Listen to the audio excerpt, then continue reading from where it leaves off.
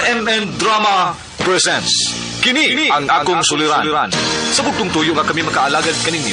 Among gituyo pagmugna kining maong tulumanon nga pagatambagan nila ni Dr. ni Elaine Bathan nga mutabang sa pag-iway sa mga gumunhap ug kalibo nga inyong gihambin ilabi na sa punto legal. Kinisab si Dr. Rene Obra ang kaabag sa inyong suliran. Kini ang akong suliran.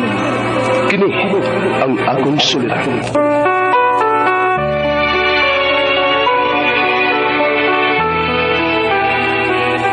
Sa atong pagkaymugso ng kalibutan, gikalawaan at ang daan sa atong suliran. Ang suliran mo'y kabahin sa itong inadlang panginabuhian. Aba na doon ay suliran nga dili mo mapasan nga ikaw ra. Nagkinahanglan kag katabang aron sa pagsulbad ni ini. Nagkinahanglan kag kahayag na mo'y mulamdag sa imong unahuna. Ug tungod ni ini, natawag kini nga atong tulumanon nga naguluhan. Kini ang akong suliran.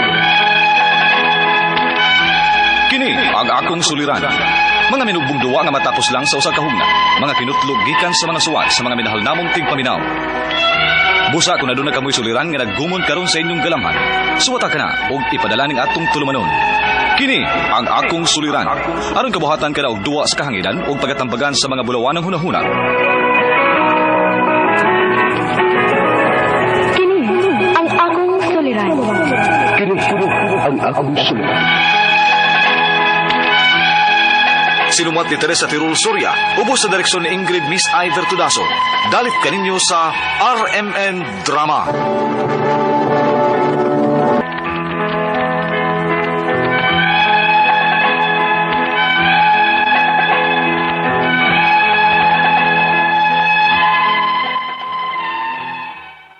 Mayong adlaw kaninyong tanan nga nagpaminaw karon, ning tulumanon kini ang akong suliran.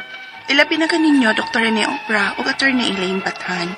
Ingon man, sa mga artista nga maghatag o kinabuhi ning akong suwat suliran.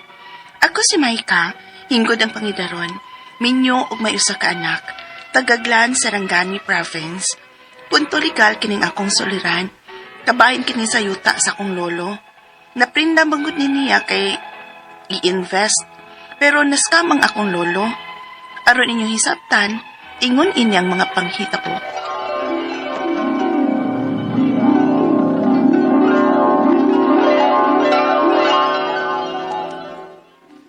Maika, Uy, asa mas mama ni mo? Naaman lo. Ma! Dias lolo, nangita ni mo. Riyot. Niyaman lagi ka pa. Tala, kuyugi ko, ikay ihap. Ha? Unsay ipon pa? Manggoy niya dos bay. Mag-invest ko nota. Human sa usak ka buwan, mutubo ang kwarta og dako. Dublihon nila ang kwarta nga imong invest. Sampol, ang imong 10 mil, ang imong 6 mil, mag 20 mil. Uy, tempo sa luoy. Di ba ko na investment scam? Patakang storya na may kaon. Kaya dilinis ka. Di pasabot na kuha ni nilag mayo. Unya, asa man kuno ko kwarta para i-invest ana pa? Ay, dalhon lagi taka. Kaya ako mangiprinda ang akong yuta. Unsa? Iprinda ni mong imong yuta tungod lang anang investment lo?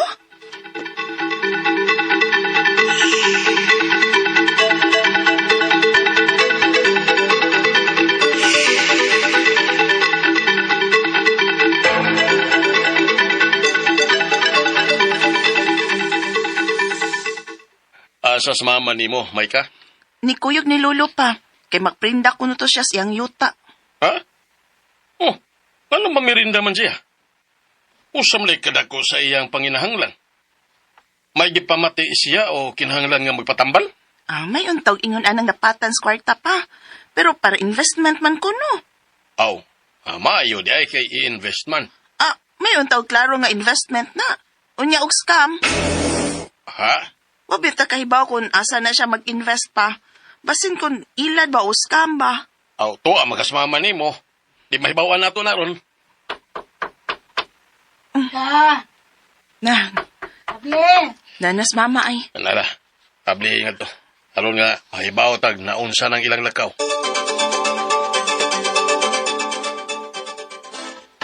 Unsay nga sa investment ma? Almaniko. Ha? Unya, legit na. Na, butag to, oy. Maayo man sa dinoon, mga istorya ang mga tawhana dito. Ilagyo na kumbinsir si Papa nga mag-invest og 20 mil. Hoy, 20 mil ang invest ni Lolo, ma? Lagi. Og ako sa pakubrahon ining Papa human sa usa ka buwan. Kay mo doble man unya ko nung 20 mil ni Papa human sa usa ka buwan. kadag ko sa danang kwartaha, Amalia, oy. Kanong misugot masab ka? Ay, may mahimo bago di ay kong Papa. Nga magtuman man gina siyang gusto. Maong tuay. Naprinda gyud ang among yuta og 20 mil kay i-invest ni Papa sa Almaniko.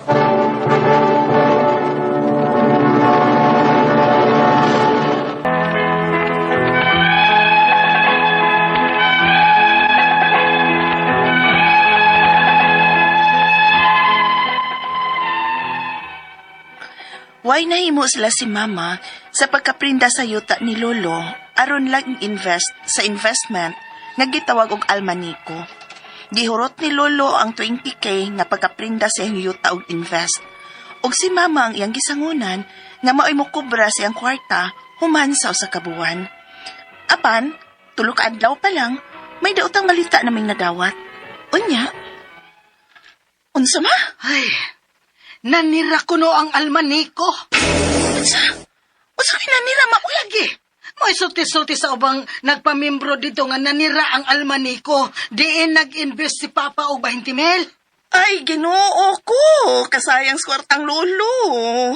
Murag tulo pa man siguro kaadlaw sukat sa pag-invest ni Lolo siyang kwarta. Di ba, ma? Ay, gani. Katulo pa ron kaadlaw. Daan pag yun lagi ko itong istorya, ha? Too good to be true, gani to, ma. Lahi na gyud na, uy. Magduda na taana. Ay, amot lang. Pero saon di man magpapugong slulugod ninyo? Mao may nangita og kaprindahan niya si Yuta. Saya nga itong kwartaha, oy. Gol kay si Papa. Ay, natural. Mo lang. Wa man ganito, mukaon ganina. Luuyas ang Lolo, uy. Pero, what tay mahimo? Kaya na-scam ang gyud si Lolo ng investment scam.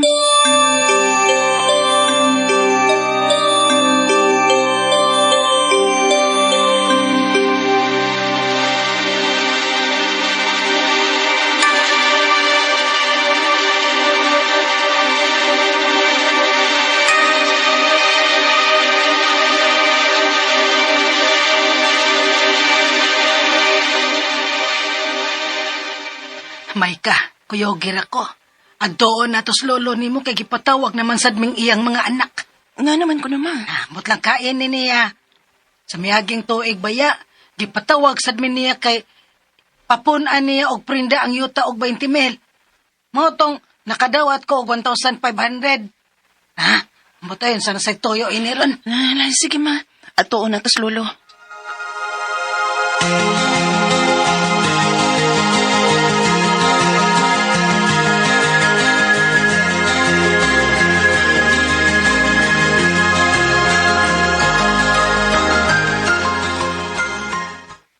Ay, ipatawag mo na akong tanan. Kay akong ipahibaw ninyo nga nalukat ng yuta. Gilukat ni Richard nga akong pagumangkon og 65K.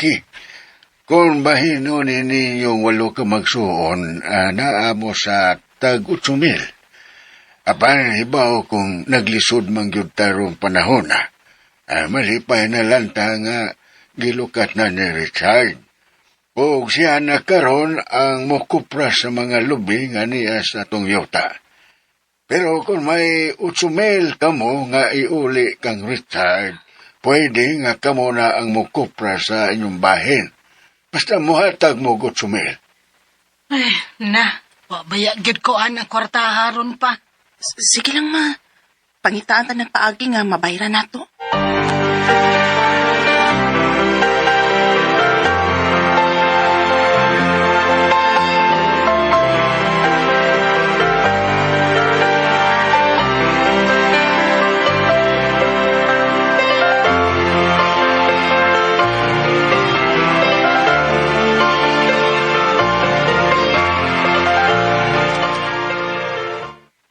Aw, nagbahin na mo sa inyong yuta.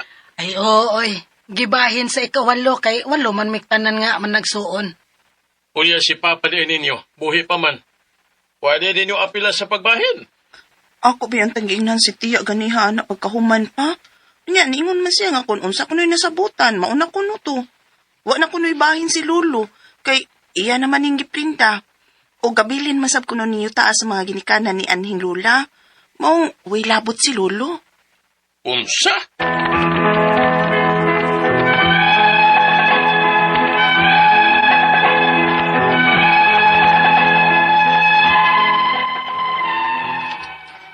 Naglibukit ko sa pagkabahin sa yuta sa akong lolo, ug naluoy ko sa akong apuhan nga wa na iyang makitaan. Tikuwang nabaya, ug murag wa na hinuoy katungod sa yuta. Ang akong mga pangutana mao kining mosunod. Unang pangutana, giprinda ni lolo kining yutaa nga kabilin sa mga ginikanan sa iyang asawa o sa akong lola. Wa ba'y katungod ang akong lolo aning yutaa?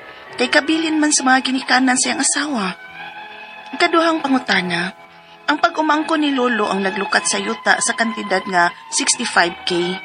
Gusto ba ang gusto sa iyang pag-umangkon nga siya na ang may katungod sa yuta o mukupras sa mga lubi? Ikatulong pangutana, 8 ka magsuon sila si Mama. Gibahin sab sa kawalo ang yuta o wa na bahini si Lolo. Gusto ba? Kay matawag ko nung nga way labot si Lolo sa yuta o iya pa gyud ning kiprinda. Naluoy manggod kong Lolo nga tiguang na og way laing pangita. Ikaw pa to katapusan. Nagkasabot sila nga tag 8K silang 8 ka magsuon para itapal sa pag-umangko ni Lolo sa paglukat sa yuta. Ang dili makahatag sa 8K, dili makakupras sa lubi. Gusto bang ilang ikasabutan? Palihog, tabangyok tambagi ko, kini ang akong suliran, Maika.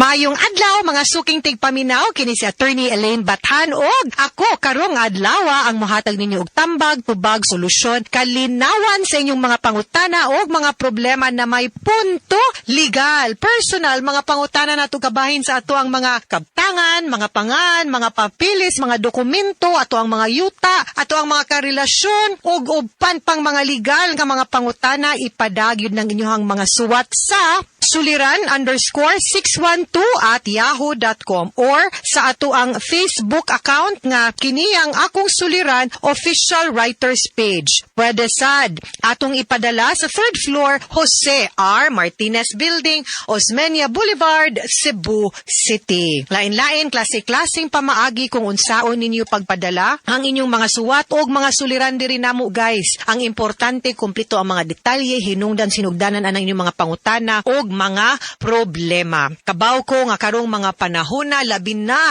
no sa katong mga naagian sa bagyong Tino agrang lisurag yud sa ato ang mga kahintang sa ato ang mga kaigsuonan apan ako gyung hatagan og pasidungog pagpasalamat ang tanan nga mga responders, ang tanan nga mga ninggahin sa ilahang oras, ilahang panahon ug whatever little also that they were able to spare and to give para makahatag og tabang og hinabang sa ato ang mga biktima, no? Karon mga nagkinahanglan gyud mga sanina, pagkaon, tubig, mga gamit sa balay para pagluto, no? Para pagtug kay kato unprecedented gyud to ang nahitabo sa Cebu, no? Makita gyud nato nga tanan maski asa kang dapita basta naay sapa murag ning apaw gyud tanan and hopefully no nga dili ta magpabiling buta ug bungol sa mga panghitabo atong ning gamito no as an eye opener nga di ni magsilbi ang ingon ani nga magpataka lang tagpili kuno kung kinsay ato ang pilion nga leader pero kinahanglan na gyud ta nga mubuhat pud sa ato ang part nga ang atong mga palingkuron sa pwesto kana gyung sincero ang mga tinguha pagserbisyo pero sa katong mga naminaw karon nga nabiktima sa baha no ipaabot gyud nako pud ang ako ang personal nga labi na sa mga nawagtangan no ug mga minahal sa kinabuhi no ang ato ang personal nga mga simpatiya no sa inyo ha nimo ug sa imuhang mga pamilya apan permi man gyud nako isulti lisod kaayo gyud ni isulti balik karon pero ang adlaw musawp manggani, moagi manggani tas kangit-ngit apan dasig lang gyud ta kay taod-taod puhon buntag na pud ang adlaw musaka na sad. Pareho ra gyud pud na sa ato ang kinabuhi ha mga sukintig paminaw. Dasig lang gyud ta, padayon lang gyud ta. We are continuously praying for you. Salamat kayo sa mga ningpada sa ilahang mga donations sa mga hinabang pinaagi diri sa ato ang stasyon diri sa DYHP no. Pirmi gyud tang naghatag og ayuda giapod-apod ni nato sa tanan nga mga local government units nga nagkinahanglan sa ato ang tabang. So padayon gihapon ming nagdawat sa inyohang mga hinabang ug mga donations. Letter sender nato karong adlaw Tagaglan, Sarangani Province, no? Si Maika, 26 years old. Punto legal kining iyahang suliran kabahin ni sa yuta sa iyahang lolo nga naprinda unya iyahang nasabtan nga giila di ay iyahang lolo atong panahona. So una niyang pangutana, giprinda kuno sa iyang lolo ang yuta nga kabilin sa mga ginikanan sa iyang asawa or sa iyang lola. Wa bay katungod ang akong lolo aning yuta kay kabilin mana sa ginikanan sa iyang asawa. Yes, no, technically speaking, ang mga properties nga masud by gratuitous title, meaning to say either donation or pagpanunod sulod sa kaminyoon, exclusive property gyud na sa katong nanunod. In your case, kay gipanunod na sa imong lola sa iyaha gyud ng lola, imo gyud ng lola way katungod ang imong lolo. Gani na tingala ko giunsa pagprinda sa imong lolo nga sa balaod nato ang pagprindag yuta ang makaprinda ang tag-iya ra man gyud si yuta. Nga ang tag-iya ani imo mang lola so giunsa ka pagkaprinda ni lolo. Pero taon nato ha, pero mo gyud na ang balaod nato guys. Ikaduhang pangutana, ang pag-umangko ni lolo ang naglukat sa yuta sa kantidad nga 65,000. Husto ba ang iyang pag-umangkon nga siya ang may katungod sa yuta o mo kopras sa mga lubi unsa may ilahang kasabutan ug kasulatan sa paglukat? Kay kanang paglukat di man gud na ingon nga palit. Ang lukat gilukat nimo pero wa na mag-ingon nga ikaw na man nag-iya sa yuta. Ang sitwasyon ana utangan siya imong gibayran ng utang nimo na pud siya utangan. Moora man gyud na ang logic no anang paglukat-lukat ana unless na ay konkretong kasabutan o dokumento nga deed of sale no with assumption of mortgage nga moingon nga ako'y mo bayad sa utang ako ning baligya mo na ni ang bayad sa ako ang pagpalit sa yuta akong gitubos ang yuta kana pod kung ang kantidad nga 65,000 more or less mo po'y balor pod si yuta kay kung dili sad morang di sad makiangayon basin invalido pod ang iyang pagpangangkon gyud pod sa yuta. So akong pangutana gyud ani naabay dokumento nga mao na ilahang kasabutan nga siya'y mulukat nga siya'y tag-iya kay kung wala di gyud na mabalhin kay wa may dokumento. The only document nga makapabalhin sa pagpanag-iya si yuta deed of donation or deed of sale. Kung wa na dili ka angkon ang imuhang igagaw or maski kinsang tawhana nga siya nay na nag-iya si yuta tungod kay siya'y nitubos sa utang. Ikatulong pangutana, walo sila kaigsuon ni mama. Gibahin sad sa kawalo ang yuta ug wala bahinis lulo. Husto ba kay matawag nga walay labot si lolo sa yuta ug iya pagyud ning giprinda. Naluoy manggod kuno siya siyang lolo kay tiguwang na ug way laing pangita. Okay, balikon na to ha. Ang imong unang pangutana kinsa man gyud tag-iya gyud si yuta. Gitubag na nato si lula ang tag-iya si yuta. Kang exclusive na nga property di na conjugal nga ma-divide by 2 dili tibuok parte yuta lula gyud. Kung mamatay ang tao, remember ang mga tagtungod mao'y manunod. Ang mga manunod kinsa maning mga tagtungoda ang asawa, the legal spouse, ug ang mga anak. So dili gyud pud makiangayon. So balik, ang imong lolo mo inherit as an heir, not because conjugal property na si imong lulog lula. Manunod imong lolo tungod kay heredero siya, being the husband sa imong lula. Kuyog siya sa mga legitimate children ug bahin. Equal sila. So dili unta 8. Kung 8 sila ka anak, apil imuhang lolo, 9. Divide by 9. Unta ang pag-divide anang yuta. Ikaupat og katapusang pangutana, nagkasabot sila nga tag 8K silang 8 kaman nag-igsuon para itapal sa pag-umangkon ni lolo sa paglukat sa yuta. Ang di makahatag og 8,000 dili ka kopras sa lubi. Husto bang ilang kasabutan na kopras siguro? Yes, kay ang kopras sa lubi mo na ibayad didto ang abot no siguro mo ibayad didto. Pero